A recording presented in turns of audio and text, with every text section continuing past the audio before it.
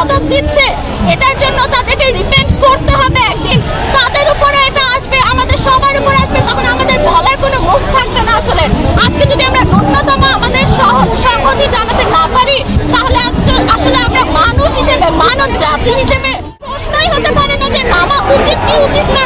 এখনই নামা উচিত, যার যার অবস্থা থেকে নামা উচিত। যারা নামছে না তারা অমানুষ, তাদের মধ্যে কোনো বিবেক নেই, মনুষ্যত্ব নেই।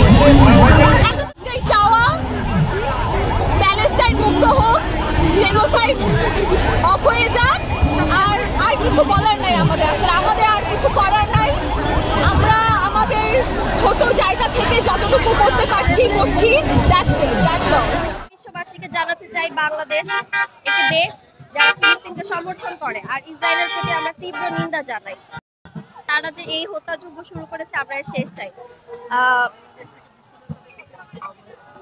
বাংলাদেশ থেকে বিশ্ব নেতাদের প্রতি আমার আহ্বান থাকবে, তারা as a Muslim, as a human being, তাদের প্যালেস্টাইনে বানানো, ইসরায়েল এভাবে নির্মমভাবে হত্যাযজ্ঞ যে চালাচ্ছে, এই যে গণহত্যা চালাচ্ছে, এর আমার মনে হয় না কেউ এর সাপোর্টে থাকা উচিত। তারা কোন যুক্তিতে আসলে গণহত্যার সাপোর্টে থাকে, এটা আমার মাথায় আসে। সেটা যে দেশেই হোক না কেন।